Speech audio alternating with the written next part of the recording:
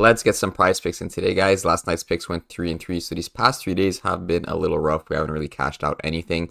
Tyrese Halliburton and Siakam crushed their lines last night. I even said in last night's video I did not think Siakam was going to drop another 30+ point game, and he absolutely dropped at least 37 points here. And then Anthony Edwards kind of got carried last night. I'm not going to lie. All the starters ended up going over their points totals except for him and Kat, so he only got 15 points. Nasri did stay under, only got that 5 points. And for Kyrie, like I said, he did cash the under 25.5 points. I know a lot of people were on this over, and I was probably one of the only ones on this under here, so Kyrie did cash, and the Demon also cashed. So 3-3 on the YouTube picks. The Discord also had a couple bad beats. I had Kat on his under 18.5 points, Rudy Gobert over 13.5 points. So similar concept to what I was doing with Nasri and Edwards. And then the Demon was the only one that did not cash there. Then another slip here. James Harden hit a wide open 3 in like the last 3 minutes of the game to ruin this 30x. Both of the Angels guys had already hit, and they're watching this game live all together in the Discord, and Harden hit that wide open 3, just absolutely crushing our dreams for the 38x. Then another bad beat here on 1 bucket for Nurkic. This was a 25x, but Underdog did end up cashing 2 slips, so that was a good reward for that bad beat. Anyways, we'll get onto the board for today. I do have a full 6-man slip. It's going to be a mix of NBA and MLB, and the first one's actually going to be a prop from the NBA first quarter. We're going at Jayson Tatum on his under 5.5 points. I know a lot of people don't like taking unders on stars, but I'm liking this prop. If you go and check his juice just to start it off.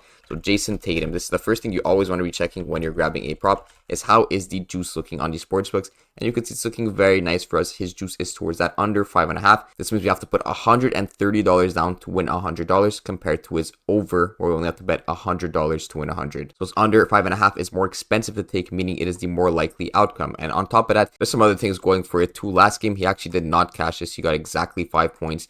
5 assists, so he stayed right under that 5.5 points. And just in general, he has not been scoring much. Check his recent games. He actually hasn't hit his 25.5 points prop in the past 5 games. He didn't play the last 2 games of the season, I believe. So these were actually still games that he had to try in. So versus the Knicks, Milwaukee, Sacramento, and OKC, all relatively important games. And then versus Miami in the playoffs, he only got that 23 last game. So he has been kind of staying under on the points mark. Some other players are scoring. As we know, everyone is on Sam Hauser and stuff like that on his Demon prop. Let's see the popular tab here. Yeah, everyone is on this. I don't think this is a good prop, honestly. Go for it if you want, but there's also Peyton Pritchard. Everyone's kind of on the bench players and role players here, like Al Horford and stuff, because that's kind of been who's been scoring recently, but I'm not going to go with any of these players. I'm going with Jayson Tatum on his under 5.5 points to kind of play off that. Moving on, we're going to go to the NBA, and we're going to be taking a nice little correlated stack here. The first pick is going to be Larry Nance on his under 5.5 rebounds, and there's a couple options you could go with. If you guys are not feeling good about his rebounds when I get into the analysis in a bit, go with his under 18.5 fantasy score. It serves the same purpose. I want to be taking Jonas Valanciunas on his over 26.5 points rebound assists, or again, you could go with his fantasy score at 31, I believe it is. So it's right here, over 31 fantasy score.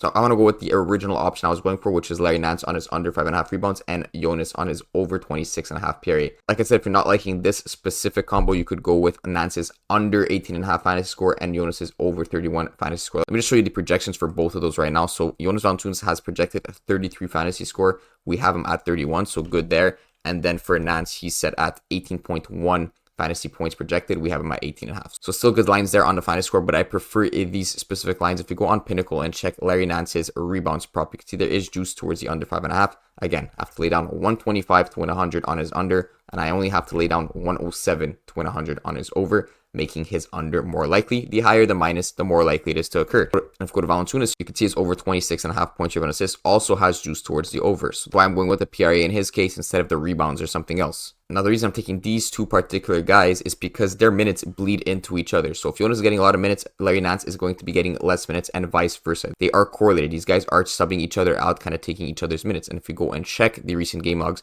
when Jonas dropped 29 minutes and 27 minutes, if we go check Larry Nance, he only dropped 19 minutes and 21 minutes. And these 2 games versus Lakers, Nance got 28 minutes and 31 minutes. If you go and check Jonas, you could assume that he got less, and he did. He got 20 minutes and 7 minutes. This is the game. In this game, I believe he didn't even start the second half, and he just didn't play much at all because he was not having a good game. Being said, he's been absolutely destroying it lately. Last game, he dropped 20 rebounds, got 35 PRA, and you could see in this game too, he also got 34 PRA. Now, the one thing is, Nance still dropped 8 rebounds on those 19 minutes last game versus OKC. So I know a couple of you are going to be thinking like, I don't really want to grab his under 5.5 if he dropped 8 last game in a very similar scenario. So that's why I give the option for the fantasy scores. I don't really care. There is juice towards the under 5.5 rebounds. I could still see him going under, and especially with the way that Jonas has been playing recently, I'm hoping that Larry Nance gets a bit less minutes, even less than 20 minutes tonight. Moving on, I'm going to the MLB. I'm just going to do a quick one here. We're going to Lopez on his over 15.5 pitching outs right here versus Miami. So the Braves are a heavy favorite tonight. You can see Miami are plus 205 underdogs, so they're very unlikely to win. If we check the team props, they're projected about 3 runs, which is not great, of course. And if we go to the player props and check the pitcher outs,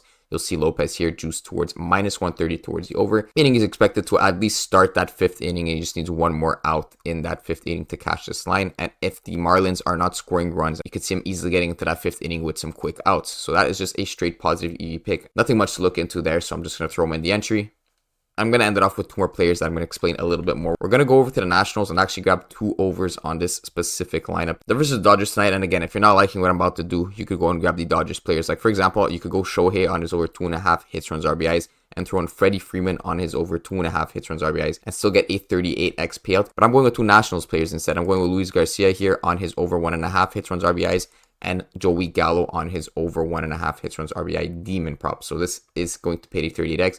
They might be thinking, why am I taking the Nationals? The Dodgers are way better. But if you see the props on the Dodgers, they have an extra hits, run, RBI because it's kind of priced in that they're the better players and the better team. So Ohtani and Freddie Freeman have an extra hits, run, RBI to get compared to the Nationals, who are that worst team, expected to get less runs. We go and check the actual game here. The total is set at 9.5, and obviously the more of those runs are expected to come from the Dodgers. The Nationals are expected to score about 4 runs. That is why there's that 1 hit, run, RBI discrepancy between the players on the 2 teams. So it's kind of exactly similar to take the Nationals over 1.5 versus the Dodgers over 2.5 because of that discrepancy and how good the players are. So just to say, obviously it's still okay to take overs on bad teams. I mean, we saw all kinds of people take overs on Charlotte all season with Brandon Miller and things like that, right? So don't think because the Nationals are like bottom in runs, hits, at bats. They actually bottom in pretty much everything. I could even show you the stats here. If we go to team here and sort by at bats, they actually have the lowest amount of at bats in this whole season. They actually bottom 4th in runs, and for hits they're bottom 6. But if you actually go and check the juice on both these players, Joey Gallo is plus 115, so his over is less likely than his under,